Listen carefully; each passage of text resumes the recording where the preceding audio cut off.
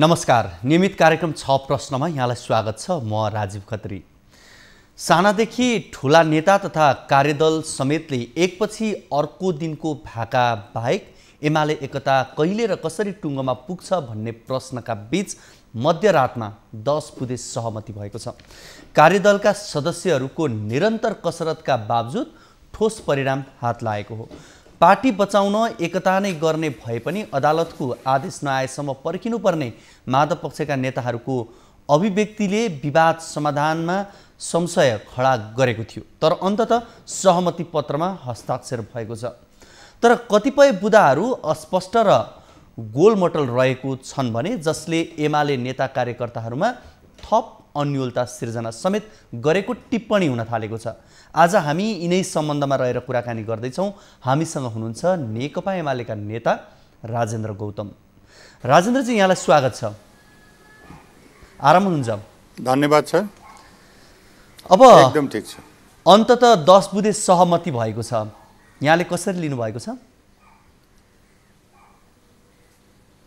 अब नेकपा एमाले पार्टी राष्ट्रिय राजनीतिको र लोकतन्त्र र परिवर्तनको एउटा महत्त्वपूर्ण संवाहक शक्ति हो र यो पार्टीभित्रको आन्तरिक एकतालाई सुदृढ, बलियो, सशक्त र प्रतिस्पर्धी शक्तिको रूपमा अगाडि बढाउने गरी पार्टीभित्र रहेका अन्तर्विरोधहरूलाई न्यूनीकरण गर्ने र सहमतिको बिन्दु पहिल्याउनका निम्ति कार्यदलले जुन खालको अथक प्रयास गरेर एउटा 10 बुँदे सहमतिको जो प्रस्ताव खाका प्रस्तुत गरेको छ, जो तपाईले नै बताइसक्नु भएको छ, यसलाई मैले चाहिँ वास्तवमा भन्दाखेरि यो नेपालको लोकतान्त्रिक आन्दोलन र नेकपा एमालेको हिस्ट्री र नेपालको कम्युनिस्ट आन्दोलनमा यो एउटा महत्त्वपूर्ण माइलस्टोनको रूपमा मैले यसलाई लिएको छु र वास्तवमा एउटा सकारात्मक प्रयास हो र यो कार्यदलको योलाई म हार्दिक स्वागत गर्छु। मैले यही रूपमा लिएको छु। तर एमाले वरिष्ठ नेता नेपाललाई बाइपास गर्न खोजेर या बाइपास नै गरेर पो सहमति गरियो कि भन्ने आशंका पनि फेरि एका बयानैबाट सुरु हुन थाले नि।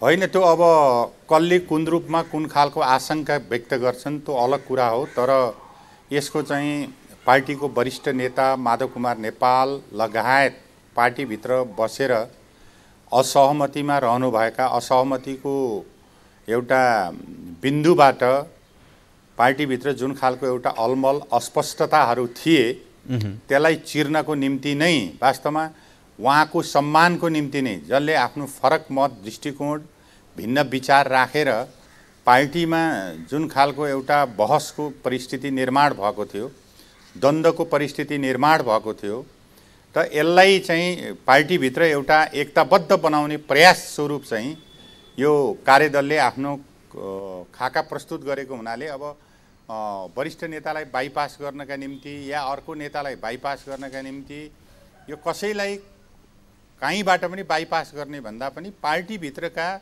असहमति, पार्टीभित्रका भिन्न मत, पार्टीभित्रका असहमतिका स्वरहरूलाई समेत, अर्थात् पार्टीभित्र रहेका जसले आफूलाई अलग अलग समूहको रूपमा प्रस्तुत गरिरहेका छन् तिनीहरूलाई समेत उनीहरूको भावना, उनीहरूको स्पिरिट, उनीहरूले उठाएका मुद्दाहरूलाई समेत पार्टीले एउटा स्पेस दिने गरी, पार्टीमा एउटा ठाउँ दिने गरी एउटा सहकार्यको, एउटा सहमतिको र एउटा एकताको प्रयासबाट पार्टीलाई पुरै युनिफाइड बनाएर सम्पूर्ण देशका कार्यकर्ताहरू, नेकपा एमालेका समर्थक शुभचिन्तकहरूलाई एउटा खुसीको लहर यसले सिर्जना गरेको छ। र म त के भन्छु भने यसले यो 10 बुँदे घोषणापत्र जारी भइसकेपछि यसले पार्टीव्यापी रूपमा र राष्ट्रिय राजनीतिमा पनि एउटा अलग खालको महत्त्व यसले राख्छ र यसले नेकपा एमालेको युनिटीले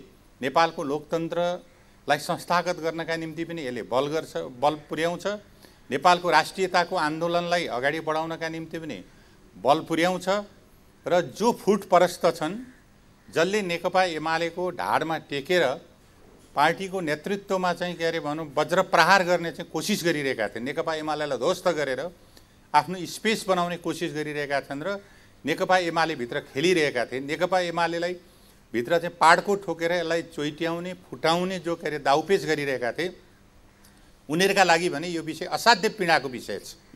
होइन, अब लोकतन्त्र बलियो बनाउनका लागि दलहरू बीचको एकता, आन्तरिक सम्बन्ध मजबुत होस्, अन्य दलहरूसँगको सम्बन्ध पनि मजबुत होस् भन्ने कुरा आम जनता चाहन्छन्। त्यही भएर पनि यहाँहरूलाई स्थिर सरकारको लागि भन्दै 2/3 नजिकको बहुमत पनि दिएकै थियो। यो सबै कुरा आम जनताले खोजेको कुरा पनि यिनै हुन्। तर यति हुँदै गर्दा पनि पछिल्लो जुन विवाद थियो एमाले भित्रको, माधव नेपालले नै सहमतिप्रति असन्तुष्टि जनाइसक्नुभयो भनेर भनिएको छ र अदालतलाई प्रभावित पार्ने सहमति च्यातिन्छ भनेर त उहाँले भनि नै सक्नुभयो।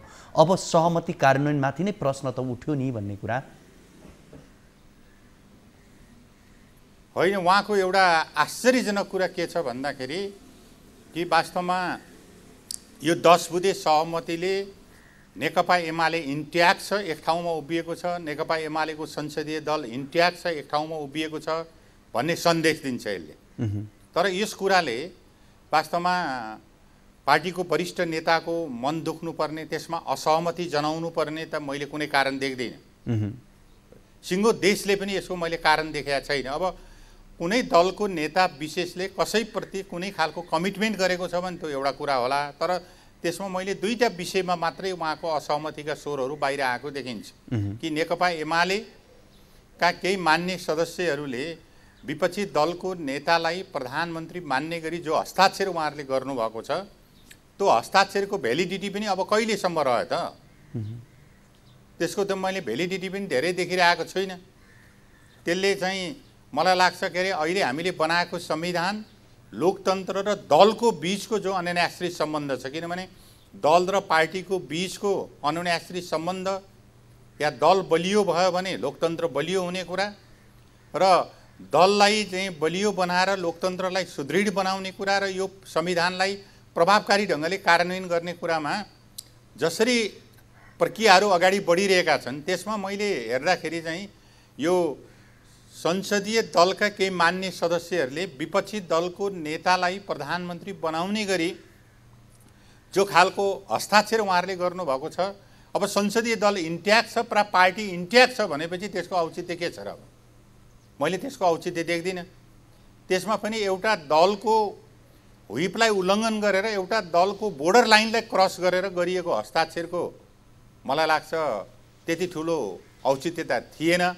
तर त्यसको आयु पनि धेरै छैन। अब तपाईँलाई आज होला या आज चाहिँ सम्मानित सर्वोच्च अदालतले कुनै निर्णय दिएपछि सम्मका लागि होला या भोलि अर्को मितिमा कुनै दिनमा दिएको निर्णयसम्मको लागि होला। त्यसो भएको हुनाले अब यो असन्तुष्टि सन्तुष्टि भन्ने कुरा को चाहिँ मैले खासै औचित्य देखिरहेको छु। तर जब मध्यरातमा सहमति भयो, सहमति पछाडिका प्रतिक्रिया हेर्ने हो भने विशेष गरी प्रधानमन्त्री ओली पक्षकै नेताहरूका केही अभिव्यक्ति, अझ भनौँ प्रेस सल्लाहकारका अभिव्यक्तिहरूलाई हेर्ने हो भनेदेखि त खुच्यौँ, अब हामीले जित्यौँ, तिमीहरूलाई हामीले जसरी पनि सहमति गरायौँ, त्यो माधव नेपाल पक्षधरलाई हामीले बाइपास गरेर भए पनि यहाँका नेताहरूसँग सहमति गरेर ल्यायौँ भने जस्ता तरिकाले चाहिँ स्ट्याटसहरू या उहाँका सामाजिक सञ्जालका प्रतिक्रियाहरू देखिन्छन् क्या। एकदम हल्का फुल्का तरिकाले चाहिँ यो चाहिँ खुच्यौँ, हामीले जित्यौँ नै भने जस्तै देखियो नि त यहाँ चाहिँ कि होइन। त्यो विषयहरू त के हो भन्दाखेरि एउटा कोणबाट एउटा छोरबाट कुनै विषय उठ्यो भने त्यसमा मेरा असहमति छन् भनेर 10 बुँदे सहमतिप्रति कसैले कटाक्ष गर्यो भने त्यसको काउन्टरमा आएका कुराहरू मात्रै हुन्। तपाईँले जुन हाम्रो अर्को साइडबाट या प्रेस सल्लाहकारजीबाट जो टिप्पणी आयो भन्ने तपाईँको जुन जिज्ञासा छ नि, तर 10 बुँदे सहमति समग्र पार्टीको हितमा, पार्टीको युनिटीको पक्षमा, पार्टीको सुदृढ एकताको पक्षमा, सिङ्गो नेपाली जनता नेकपा एमालेका लाखौँ लाख कार्यकर्ताहरूको पक्षमा, देशको लोकतन्त्रको पक्षमा, राष्ट्रियताको पक्षमा नेकपा एमाले सुदृढ भयो भन्ने जो चाहिँ एउटा सूचना प्रभाव भइरहेको सन्दर्भमा त्यसलाई काउन्टरमा कसलाई यसमा मेरा असहमति छन्, यसमा म मान्दिनँ या म फलानु चिज छोडेर सम्झौता हुँदैन भन्ने कुरा एउटा कोणबाट आयो भने अर्को कोणबाट चाहिँ त्यसलाई प्रतीकात्मक हिसाबले त्यसका टिप्पणीहरू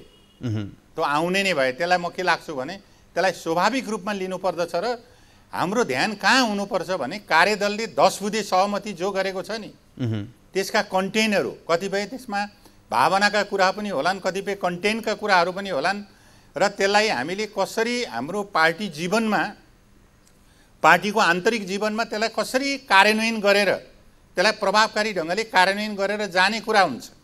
तर यसको सन्देश चाहिँ के छ भन्दाखेरि एउटा विभाजनमा डिलमा पुगेको नेकपा एमालेलाई विभाजनबाट जोगायो। नम्बर ठिक छ, म यहाँ विशेष गरी 10 बुदा मध्ये देखिएका केही अस्पष्ट रहेका बुदाहरूको सन्दर्भमा म यहाँसँग चर्चा गर्छु नै।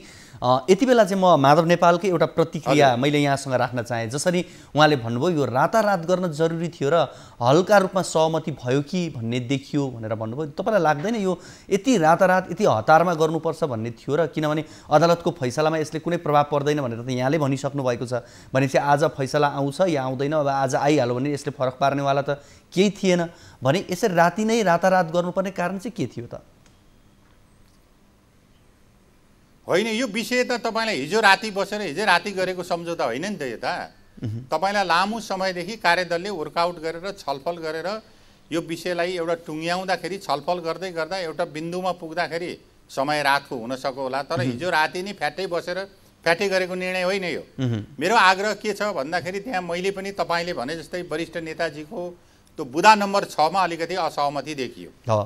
बुदा नम्बर 6 मा, अरूमा मैले त्यति चाहिँ उहाँको धेरै टिप्पणी टीका टिप्पणी मैले देखिनँ। बुदा नम्बर 6 भनेको के छ भने सम्मानित सर्वोच्च अदालतको निर्णयलाई प्रभावित गर्ने गरी कुनै निर्णय म मान्दिनँ भनेर उहाँले भनिरहनु भएको छ। यो बाहिर भोकल्ली नै आएको छ। मैले कुनै आरोप प्रत्यारोपको कुरा चाहिँ मैले गरिरहेको छैन। मेरो आग्रह के छ भने आफ्नो पार्टीका तर्फबाट कार्यदलमा पठाइएका साथीहरू र पटक पटकको कन्सल्टेसनबाट उहाँहरूलाई नसोधिँदै यी कुराहरू भएको छैन नि त। तपाईँ हामीले के बुझ्नु पर्यो भने उहाँहरूसँगको पटक पटकको कन्सल्टेसनबाट कुन मुद्दा कहाँ पुग्यो भन्ने विषयलाई एउटा उहाँहरूलाई सूचना दिएर आन्तरिक छलफलको लामो छलफलको प्रक्रियाबाट हामी एउटा निष्कर्षमा 10 बुँदे निष्कर्षमा पुगेका हौँ। र यसबाट बुझ्नुपर्ने कुरा के हो भन्दाखेरि यो 10 बुँदे सहमतिले 2-3वटा सन्देश चाहिँ दियो। यसलाई हामीले बुझ्ने कुरा चाहिँ यो हो, मैले बुझेको चाहिँ यो हो। एउटा चाहिँ के छ भने विभाजनको डिलमा पुगेको नेकपा एमालेलाई त्यसबाट त्यो विभाजनलाई टारो, दुर्घटनाबाट नेकपा एमाले बच्यो। नम्बर 1 यसको सन्देश यो हो। दोस्रो चाहिँ यसले सम्भावित नेपाली राजनीतिमा पार्ने प्रभावहरू, जस्तो चाहिँ तपाईँले नेकपा एमाले इन्ट्याक्ट छ, नेकपा एमालेको संसदीय दल एक ठाउँमा छ भन्ने चाहिँ एउटा सहमतिले के कुरा गर्यो भन्दाखेरि भावी सम्भावित राष्ट्रिय राजनीतिमा यसले पार्ने जो प्रभाव छ नि, यो प्रभावको चाहिँ एउटा के अरे कोर्स पनि एउटा के अरे परिवर्तन गर्छ। यसले कोर्स करेक्सनको हिसाबमा पनि हिजो चाहिँ एउटा अन्तर्विरोधले एउटा जुन कोर्स निर्माण गर्न खोज्दै थियो त्यो कोर्सको चाहिँ अगाडि यसले एउटा चाहिँ व्यवधान खडा गरिदियो र यसले चाहिँ एउटा नयाँ कोर्स निर्माण गर्यो जुन कोर्सले चाहिँ नेपालको लोकतन्त्र र नेपालको राष्ट्रियताको आन्दोलनलाई यसले के अरे अरू बढी सुदृढ बनाउने भयो। त्यसो भएको हुनाले यसले फुटप्रस्तहरूलाई यसले चुनौती दियो, एकता नचाहनेहरूलाई यसले चुनौती दियो भनेपछि त हामीले त अब यसका तमाम तलदेखि माथिसम्मका नेता कार्यकर्ताहरूले यो 10 बुँदे सहमतिको लेटर अफ स्पिडलाई समेत ध्यानमा राखेर, मेरो शब्द सुन्नुहोस् है, लेटर अफ स्पिडलाई समेत ध्यानमा राखिकन यसको कार्यान्वयन गर्ने र अरू थप तलबे त्यसको पार्टीको आन्तरिक जीवनलाई सुदृढ बनाउन, तलदेखि माथिसम्मका सङ्गठनहरूलाई सुदृढ बनाउनका निम्ति, त्यसभित्रको समझदारीलाई अरू फराकिलो बनाउनका निम्ति आन्तरिक, जसलाई हामीले एक शब्दमा पार्टीको आन्तरिक जीवनलाई सुदृढ गर्न भनेर भन्छौँ, त्यसलाई सुदृढ गर्नको निम्ति नयाँ स्तरको एउटा छुट्टै आन्तरिक एउटा कार्यदल फेरि सङ्गठनभित्र जरुरी हुन सक्छ। त्यहाँ जिल्ला समितिहरू, गाउँ समितिहरू या प्रदेशका समितिहरू। तर मैले के देख्छु भन्दाखेरि त्यसलाई पनि एउटा के अरे व्यवस्थापन गरेर अगाडि जान पर्नका निम्ति कार्यदलले त्यो एउटा के अरे महत्त्वपूर्ण सुझाव पनि त्यहाँ दिएकै छ। त्यसैले मलाई के लाग्छ भन्दाखेरि मलाई राष्ट्रिय राजनीतिमा खास गरिकन हिजो आफूले गरेका कमिटमेन्टहरूलाई, असहमति राख्ने साथीहरूले, नेताहरूले गरेका कमिटमेन्टहरूलाई उतातिर पनि चित्त बुझाउनु पर्ने भएको हुनाले यसमा मेरा केही असहमति छन् भनेर दर्ज गरेको जस्तो मात्रै लाग्छ मलाई। हुन्छ, हामी यो कुराकानीलाई निरन्तरता दिनेछौँ। यति बेला भने पालो भएको छ लाइफ बोय हात धुने ब्रेकको। लाइफ बोय हात धुने समयका साथमा लाइफ बोय।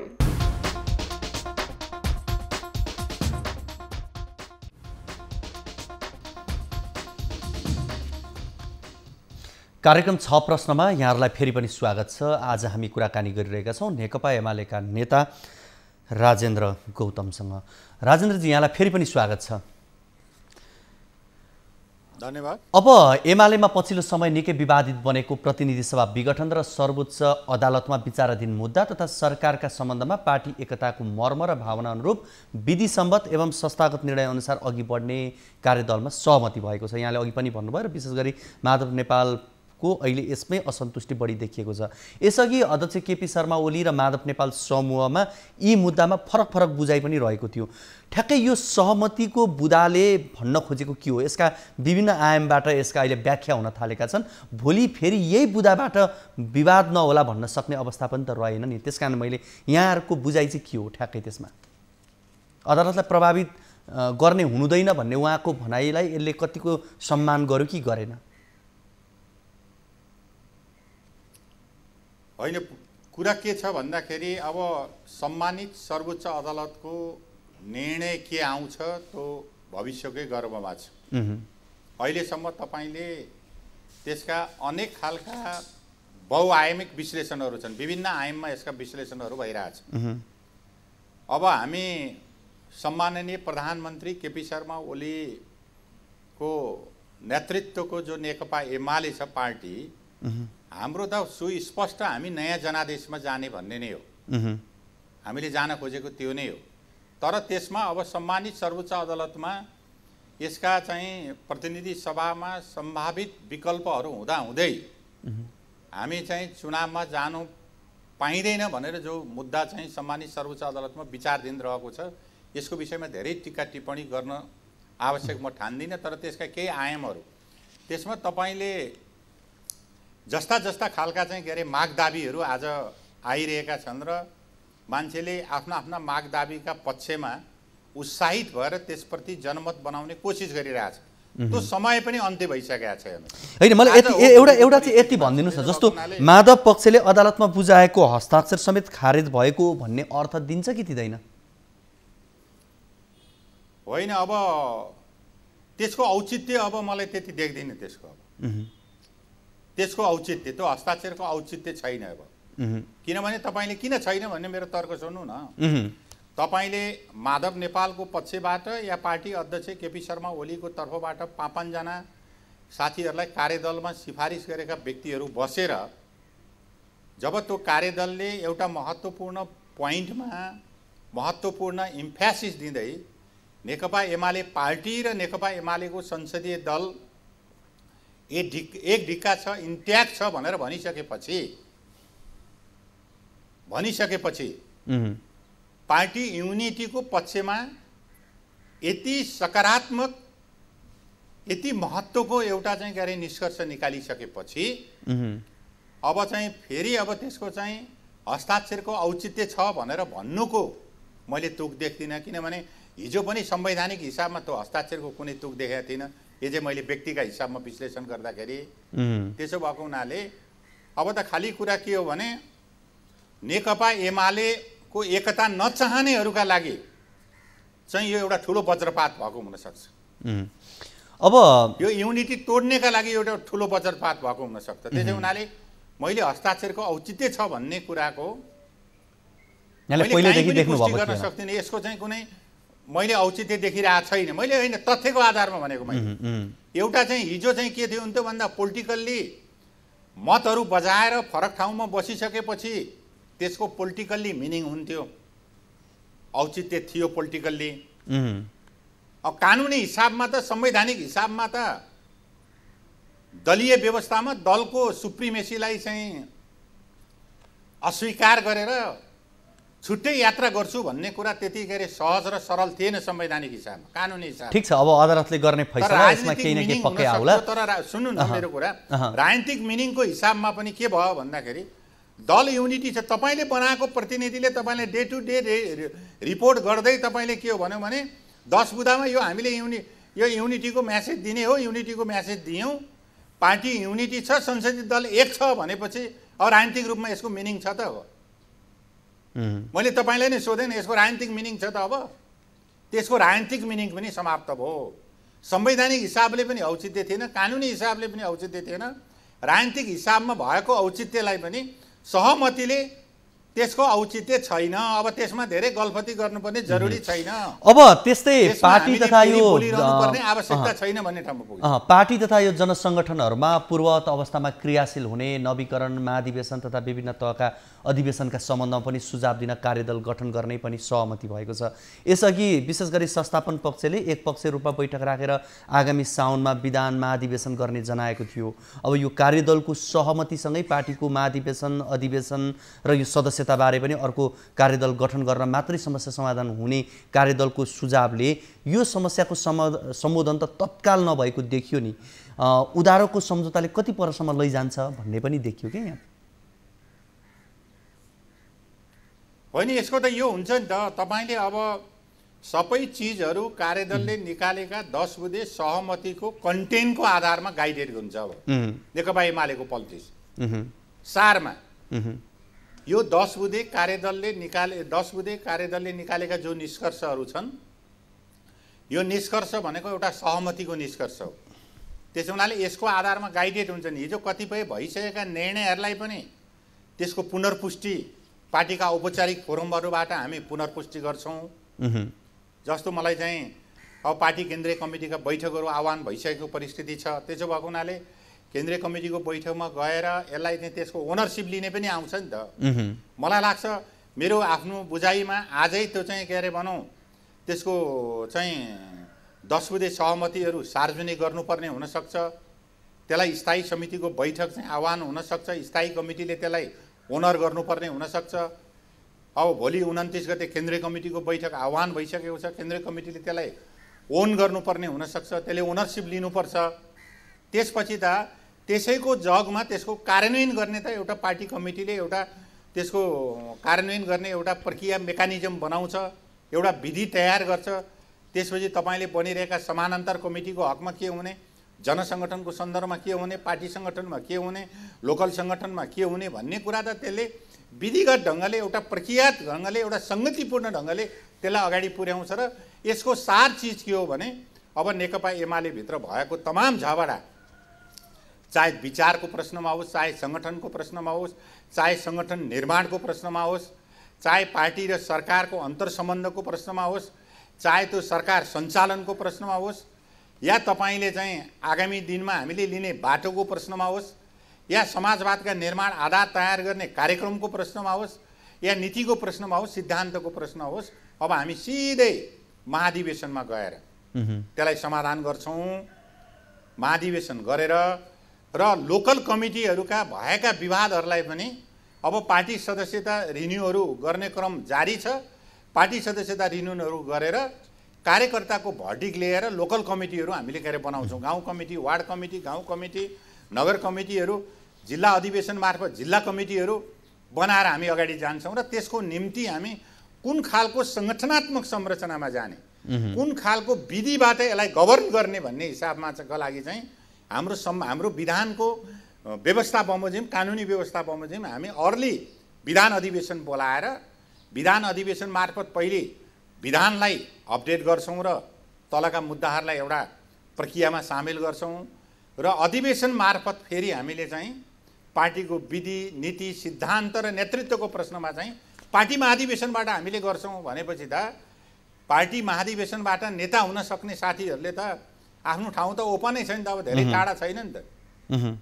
यो विधिबाट यसको सेटलमेन्ट गर्ने हो। त्यसैले अब यहाँ माधव, केपी या फलानु तिलानु या भनेर भनिरहनु पर्ने या समानान्तर भनेर भनिरहनु पर्ने कुरा छैन। मलाई लाग्छ भन्नुहुन्छ भने सबै कमिटीहरूलाई चाहिँ मर्ज गरिदिएर कमिटीको नेतृत्व माथिबाट चाहिँ टुङ्ग्याइदिएर अधिवेशनमा जाऊ भनेर अब हामी करिब अन्त्यमा छौँ। यहाँबाट मैले संक्षेपमा जवाफ चाहेको छु। विशेष गरी यसभन्दा अगाडि पनि प्रतिनिधि सभा विघटन पछाडि सर्वोच्चले उल्ट्याइदिएको थियो। यो सँगसँगै पार्टी एकीकरणका सम्बन्धमा पनि प्रधानमन्त्री ओली अध्यक्ष जो हुनुहुन्छ उहाँले गरेका निर्णयहरूलाई पनि बदर गरिदिइसकेको अवस्था रह्यो। यी सबै कुरा हुँदा अब फेरि प्रतिनिधि सभा पुनर्स्थापना भयो भनेदेखि उहाँको नैतिकताको आधारमा उहाँको अवस्था के हुने, भोलि अन्य दलकालाई प्रधानमन्त्री बनाउने भन्दा पनि आफ्नै पार्टीका मान्छेलाई प्रधानमन्त्री बनाऊ या अध्यक्षको जिम्मेवारी दिउँ भन्ने अवस्था चाहिँ रहला नरहला, पार्टीभित्र के हुन्छ, कसरी अगाडि बढ्ला? होइन त्यसको त संविधानले प्रष्ट व्यवस्था गरेका छ। तपाईँले पार्लिमेन्ट तपाईँले भने जस्तो पार्लिमेन्ट पुनर्स्थापना भयो भने तपाईँले कुनै न कुनै धारा टेकेर तेरो चाहिँ के अरे ल्याकेज यहाँ भयो यहाँ टेकेर अगाडि बढ भन्ने हिसाबले हुनसक्छ तपाईँले भने जस्तै। भनेको त त्यसले त पार्लिमेन्टबाट त प्रधानमन्त्री बनाउने त आफ्नो प्रक्रिया छ नि त। एउटा प्रधानमन्त्री कसरी टर्मिनेसन हुन्छ या प्रधानमन्त्री कसरी विदायी हुन्छ या प्रधानमन्त्री कसरी बन्छ, प्रधानमन्त्री बन्ने एउटा विधि प्रक्रिया छ।